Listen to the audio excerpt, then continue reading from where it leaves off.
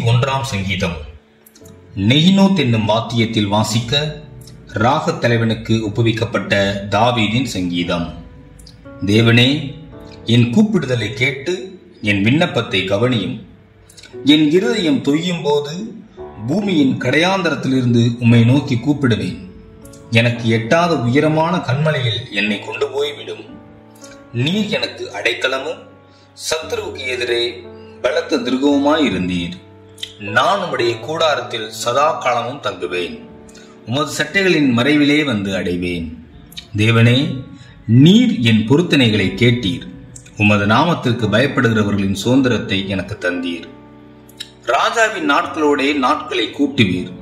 அவர் வருஷங்கள் தலைமுறை தலைமுறையாக இருக்கும். அவர் தேவனுக்கு முன்பாக என்றென்றைக்கும் நிலைத்திருப்பார். தயையும் உண்மையும் அவரை காக்க கட்டளையிடும். இப்படியே தினமும் என் பொருத்தனைகளை நான் செலுத்தும்படியாக உமது நாமத்தை என்றைக்கும் கீர்த்தனம் பண்ணுவேன்.